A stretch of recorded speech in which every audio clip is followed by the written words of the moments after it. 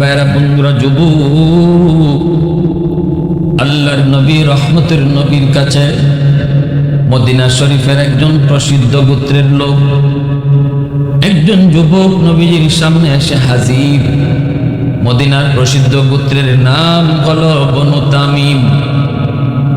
নবীজির কাছে এসে কান্না শুরু করে দিল। আল্লাহর নবীও কান্দেন। নবীজি বলেন, যুবক কেন কান্না করো, একটু বলো। যুবক বলে, নবী গো, আমার কান্নার কারণ আমার মা নাই, আমার বাবা নাই। যেদিন আমার মা দুনিয়ায় ছিলেন, যেদিন আমার আব্বা দুনিয়ায় ছিলেন, ওই দিন আল্লাহ আমাকে সম্পদ দেয় নাই, আমি টাকা পয়সার সন্ধান পাই নাই, যার কারণে আমাদের সংসার ছিল বড় অভাবের। মার চিকিৎসা করাইতে পারি নাই, বাবার ভালো একটা চিকিৎসা করাইতে পারি নাই, মাকে ভালো একটা শাড়ি কিনে দিতে পারি নাই, বাবাকে ভালো একটা লুঙ্গি কিনে দিতে পারি নাই। ওগো নবীজি, আমি দেখেছি কত রাত মা না খায়া ঘুমাইছেন। চেষ্টা করেছি, কম করি নাই, বহু চেষ্টা করেছি, কিন্তু না, টাকা পয়সার সন্ধান মিলে নাই, অভাবের সংসার। এই অবস্থায় আমার মা দুনিয়া থেকে বিদায় হলেন, আব্বা দুনিয়া থেকে বিদায় হলেন। এরপরে আল্লাহ আমাকে অনেক সম্পদ দিল, আল্লাহ আমাকে অনেক ধন দিল, দৌলত দিল। এখন আমার টাকা পয়সার কোনো অভাব নেই, এখন আমার টাকা পয়সার কোনো অভাব নেই। আমি টাকা দিয়া বালিশ বানাইতে পারি, টাকার উপরে ঘুমাইতে পারি, কিন্তু আমি টাকা দিয়ে কার খেদমত করব? এই টাকার সময় মতো আসে নাই গো নবী, সময় মতো আসে নাই। যদি টাইম মতো আসতো, আমি আমার মার চিকিৎসা করাইতে পারতাম, আমার আব্বার চিকিৎসা করাইতে পারতাম। সময় মতো টাকা ধরা দেয় নাই। যেই সময়ে টাকা পাইলাম, পয়সা পাইলাম, ধন পাইলাম, এই সময়ে মা বাবার খেদমত করার কোনো সুযোগ নাই, কোনো সুযোগ নাই। সুযোগ আমার হাতছাড়া হয়ে গেল। আল্লাহর নবী, আমি জানতে চাই, এই টাকা দিয়ে এখন আমি কি করব? কার খেদমত করব? আমার আব্বা তো কবরে শায়িত, মা তো কবরে শায়িত। রাতের বেলা ঘুমাইতে গেলে ঘুম হয় না, রাতের বেলা ঘুমাইতে গেলে আমার ঘুম হয় না। স্বপ্নে আমি ঘুম থেকে জেগে যাই, আমি তাকায় তাকায় দেখি কত রাত মা না খায় খায় ঘুমাইলেন। ইয়া রাসূলুল্লাহ, আমি জানতে চাই গো নবী, এখনো আমার মা বাবার খেদমত করার কোনো সুযোগ আমার কাছে আসেনি। যদি কোনো সুযোগ থাকে বাপ মার খেদমত করার, আমাকে সেই সুযোগটা আপনি বলে দিন। আমি আমার আম্মা আব্বার খেদমত করতে চাই, অর্থাৎ কবরে খেদমত পৌঁছাইতে চাই। আল্লাহর নবী, রহমতের নবী, মায়ার নবী কই, যুবক, এখনো যদি 5টা আমল করো, 5টা কাম যদি করো, আল্লাহ তোমার খেদমত মা বাবার কবরে আল্লাহ পাক নিজে পৌঁছায় দিবি। একটু জোরে কন্যা সুবহানাল্লাহ। আল্লাহ নিজেই তোমার খেদমত কবরে পৌঁছায় দিবি। কাজ হবে তোমার কয়টা? একটু জোরে বলেন, কয়টা? 5টা কাম যদি তুমি করো, আল্লাহ তোমার খেদমত কবরে পৌঁছায় দিবি। 1 নম্বরে আল্লাহর নবী কয়, আসসালাতু লাহুমা ওয়াল ইস্তিগফারু লাহুমা ওয়া ইনফাযু আহদিহিমা মিন বাদিহিমা সিলাতুর রাহমিল্লাতি লা তুসালু ইল্লা বিহিমা ইকরামু সাদিকিহিমা মিন বাদিহিমা। হাদিসের আলোক থেকে আমি 5টা আমলের কথা বলবো, একটু মন দিয়ে শোনো যুবক, একটু মন দিয়ে কথাগুলো শোনার চেষ্টা করো। আজ আমাদের বাপ মা হয়তো অনেকেরই কবরে শহীদ, অথবা কারো বাপ মা দুনিয়ায় আছেন কিন্তু একদিন থাকবেন না, তারাও কবরে চলে যাবেন। তখন আমাদের করণীয় কি? আমরা তাদের জন্য কি করতে পারি? তারা আমাদের কাছে কি পাওনা? আমার নবীর হাদিস থেকে আমরা জানব। নবী বলতেছেন, 1 নম্বর, আল্লাহর নবী ওয়াজ শুরু করে দিলেন। নবীজির সামনে শ্রোতা হলো মাত্র একজন। আল্লাহু আকবার, জোরে বলেন। নবীজির সামনে শ্রোতা কয়জন? একটু জোরে কোন কয়জন? নবী হলেন বক্তা, শ্রোতা হলো একজন যুবক। আল্লাহর নবী ওয়াজ শুরু করে দিলেন। ওয়াজ কেমন? ওয়াজ কেমন? ওয়াজ কয় অনেক দামি ওয়াজ, অনেক দামি ওয়াজ, যেই ওয়াজের শ্রোতা এখন তামাম পৃথিবী জুড়ে লক্ষ কোটি মুসলমান। কিন্তু তখন নবীজির সামনে শ্রোতা মাত্র কয়জন? একজন শ্রোতার সামনে রেখে আমার নবী দামি একটা ওয়াজ শুরু করে দিলেন। আর এই কথা নবী বুঝাইলেন, মাহফিল সফল হওয়ার জন্য শ্রোতা কম না বেশি এটা শর্ত না, দিল থেকে কে কথাগুলি নিল এটা হলো শর্ত।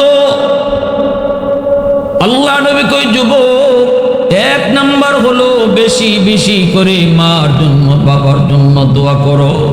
যে দোয়াটা আল্লাহ কোরআনের মধ্যে আল্লাহ নিজে শিখাইছেন। আল্লাহ কোরআনের মধ্যে দোয়া শিখাই দিয়েছেন, রব্বির হামহুমা কামা রব্বায়ানি সগীরা।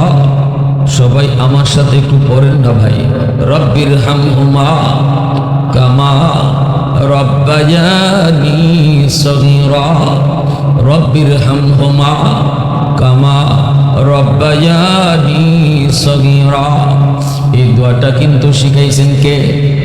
আল্লাহ দোয়া শিখাই দিয়েছেন। আল্লাহ পাক রব্বুল আলামিন কয়, ও দুনিয়ার বান্দা বান্দির দল, তোমরা যারা বাপ মার জন্য দোয়া করতে চাও, আমি আল্লাহ নিজেই তোমাকে দোয়া শিখাই দিতেছি। যিনি দোয়া কবুল করবেন, ইনি যদি দোয়া শিখাই দেন, তাহলে বোঝা গেল এইভাবে দোয়া করলে আল্লাহ 100% কবুল করবে। ফ্যাক্টরির মালিক, ফ্যাক্টরির মালিক চাকরি দিবে, কিন্তু একজনকে যদি কয় আস আমার কাছে আসো, আমি তোমাকে দরখাস্ত শিখাই দেই, এমনি আমার কাছে দরখাস্ত লিখতে হয়। ফ্যাক্টরির মালিক যদি নিজেই দরখাস্ত শিখাই দেয়, তাহলে বোঝা গেল আর কারো চাকরি হোক না হোক, তার চাকরি হবে 100%।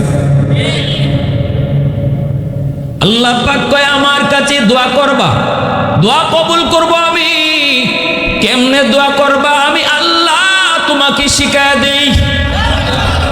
বলো, রব্বির হামহুমা কামা রব্বায়ানি সগীরা। অর্থ হলো, আল্লাহ আমার আব্বা আম্মার উপর তুমি দয়া করো, রহম করো। আমার আব্বা আম্মাকে তুমি মায়া করো, যেইভাবে শিশুকালে আমার মা আমার বাবা আমাকে মায়া করছেন, শিশুকালে আমাকে দয়া করছেন।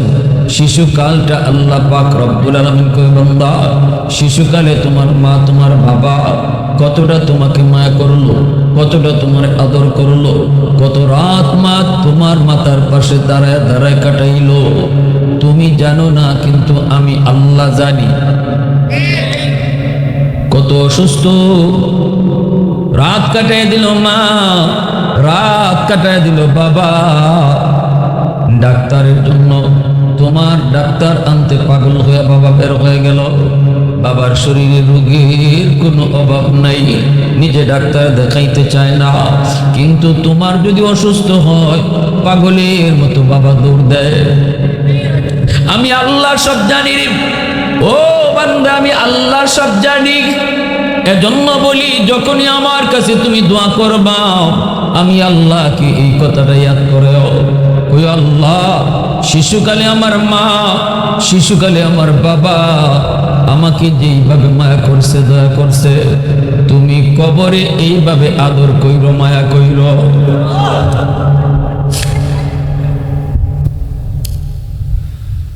उल्फत में तेरी वैसी ने दंदान को तूरा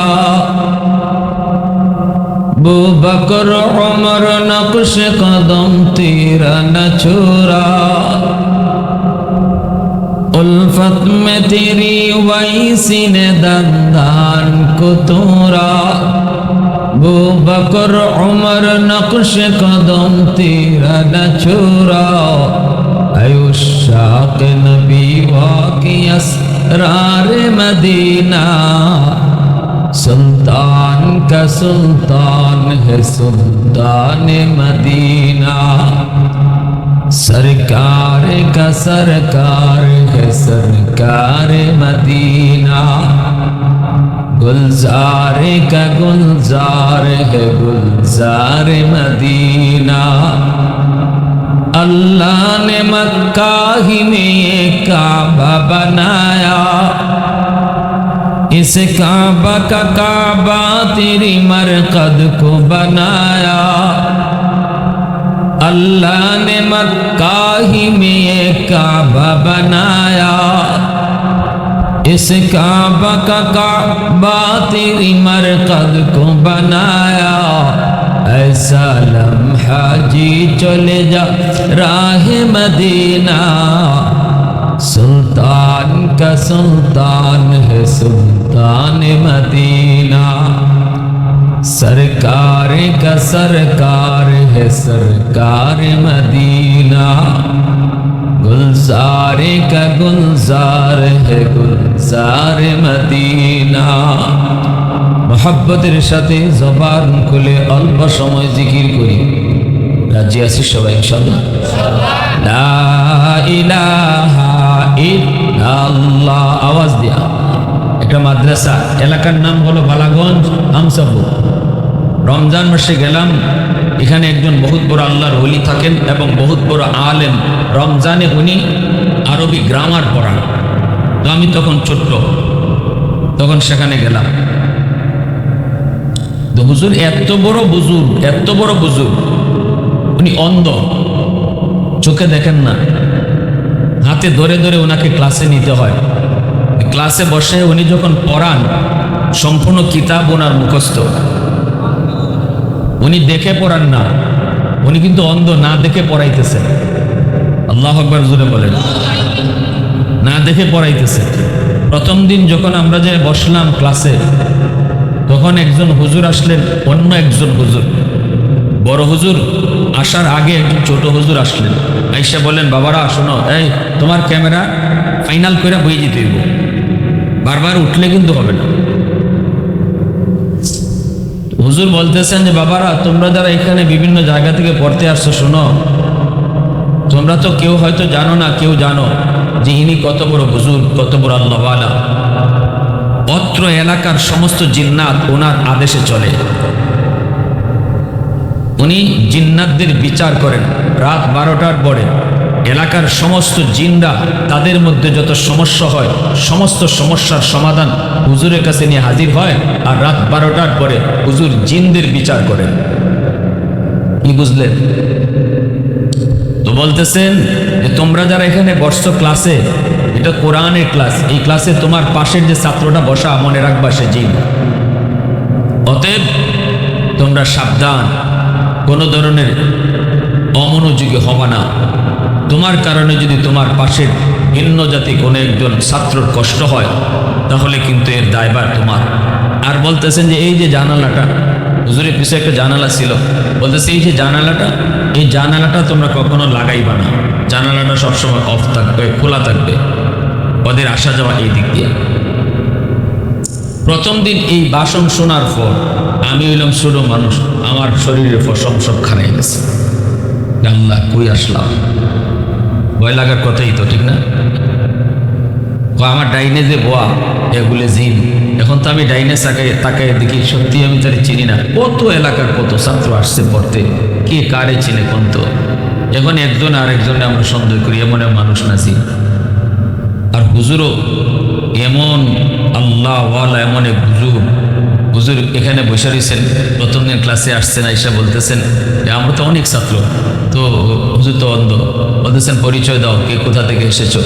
আমি পরিচয় দিলাম, দেশি করে বলতেছেন, ও তুমি কাতিয়া মাদ্রাসা থেকে আসছো, সেই শাইখে কাতিয়া আল্লাহর ওলি কুতুব, ওনার মাদ্রাসা শাইখ আমিনুদ্দিন রাহিমাহুল্লাহ, ওনার মাদ্রাসা থেকে আসছো?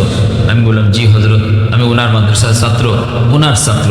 তখন বলতেছে, হ্যাঁ উনি আল্লাহর বহুত বড় হুজুর, বহুত বড় বলি। আমি বললাম, হজরত উনি আমাকে আপনার কাছে পাঠাইছেন আর বারবার বলে দিয়েছেন আপনি আল্লাহর বহুত বড় বলি। বলি ওলিকে চিনে, ঠিক কিনা? মানিকে মানিক চিনে, হ্যাঁ, বলি ওলিকে চিনে। তো তারপরে বলতেছেন, ঠিক আছে, এরকম কথা বলতেছি এর ভিতরে পিছনে মনে হয় একটা ছাত্র অমনোযোগী আছিল, 10টা ব্রেঞ্চ পিছনে। তো হুজুর এখান থেকে বলতেছেন, পিছনে 10 নম্বর বেঞ্চের 3 নম্বর ছাত্র, তুমি অমনোযোগী, তুমি কলম নাচাইতেছ। নাম বলবো? কি বুঝলেন? প্রথম দিনে আমাদের খবর হয়ে গেছে যে আমরা যে যাই এখানে করি সব খবর এখানে